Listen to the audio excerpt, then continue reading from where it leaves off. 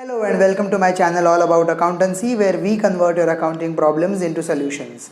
I am your host Professor Tanmaypvttutor and welcome to a new episode of Source Documents. As you all know, Source Documents is a series in which I explain you the meaning and purpose of the source documents which are maintained by business organizations.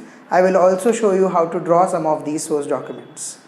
Today's source document is a bit different and I think it is not known to a lot of people. Today's source document is a bank advice. Now obviously some people would say bank advice is the advice given by the bank, right? No, you are completely wrong. Though its name is bank advice, bank is not giving us any advice, but bank is going to tell us about something that has happened to our bank account. So a bank advice is a letter which is sent by the bank to all its account holders whenever there is direct deposit or direct withdrawal from our bank account. Now this is something very new to you. I mean, why would there be any direct deposits or any direct withdrawal to our bank account without even us knowing it? You know, if someone is depositing money in our bank account without our instruction, I mean, it's completely fine. You are just receiving extra money. But if someone is withdrawing money without your notice, that is completely not cool, right? So all these direct deposits and direct payments are actually set up by us, but it is a possibility that we may have forgotten about it.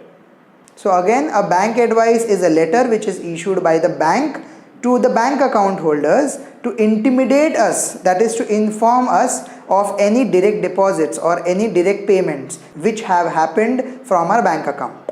Now this brings me to two types of bank advice. A bank advice could either be a debit bank advice or a credit bank advice.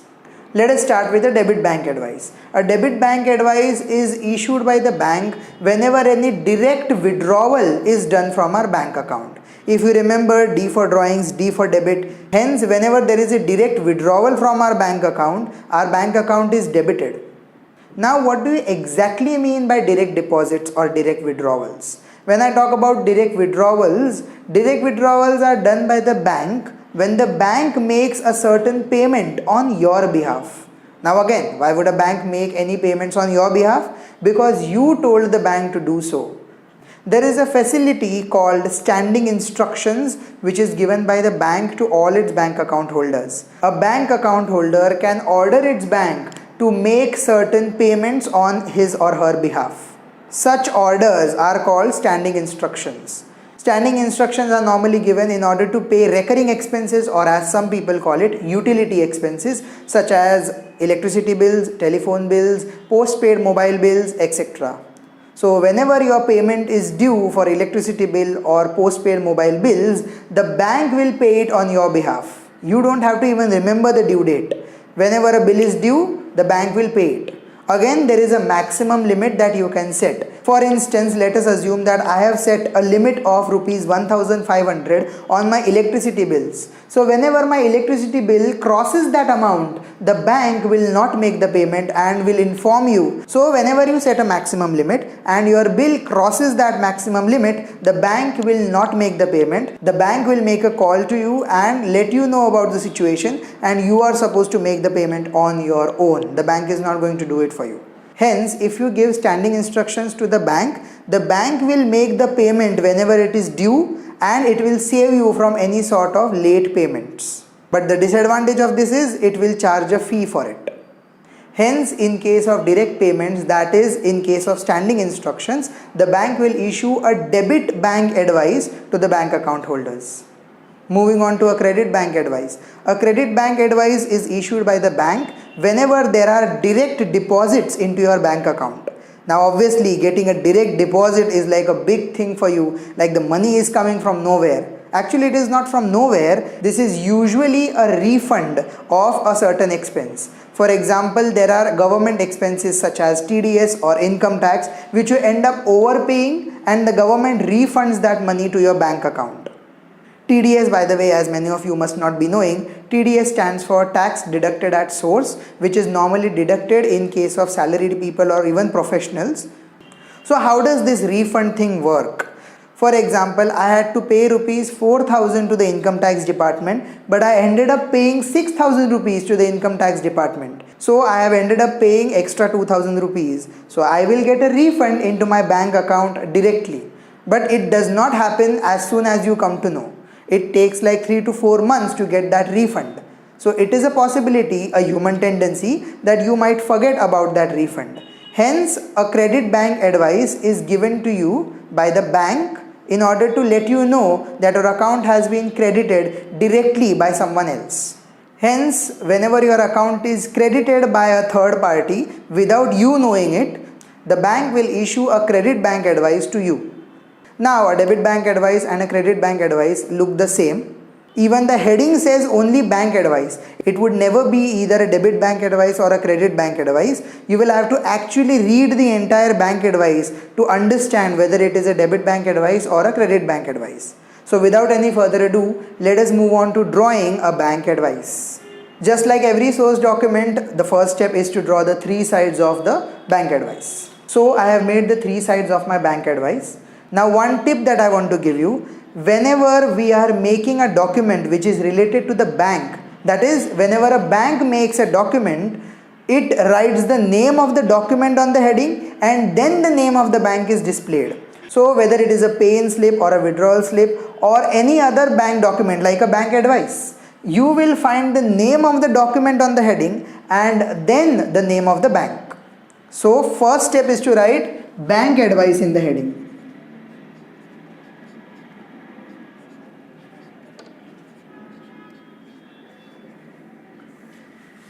After writing bank advice, I will write the name of the bank.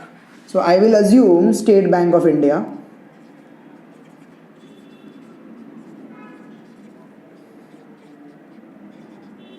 After writing the name of the bank, you are supposed to write the date of when this bank advice was made. So date.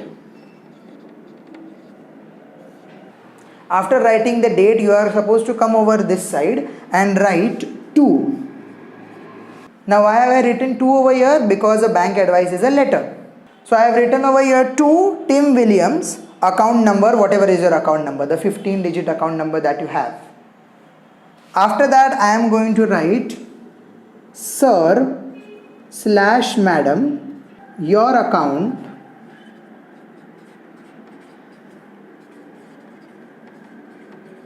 has been debited or credited as per the situation. So if I am making a debit bank advice, I will write your account has been debited. If I am writing a credit bank advice, I will write your account has been credited. So here I am taking an example of a debit bank advice, obviously. Your account has been debited as per following details.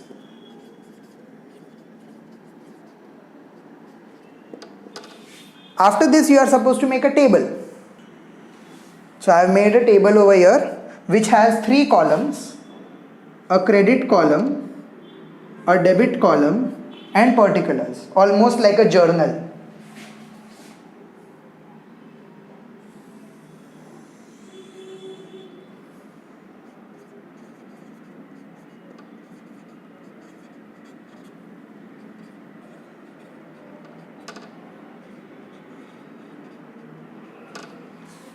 So particulars, debit and credit. So here you are supposed to write what was the occasion of this expense. As this is a debit bank advice, it means that I am going to make a payment. That is, the bank has made some payment on my behalf. So let us assume that we have paid mobile bills. So your mobile bill paid as per your instruction, full stop, copy of bill attached. And here you are supposed to write the amount. As I have debited the bank account, hence the amount will also come in the debit side. The credit will be 0 over here. So let us assume the mobile bill was rupees 500. and credit was nothing. So the total was 500 and the credit was dash. And after this, the bank advice is always signed by the branch manager. And as you all know, any source document is incomplete without a signature. So SD, branch manager.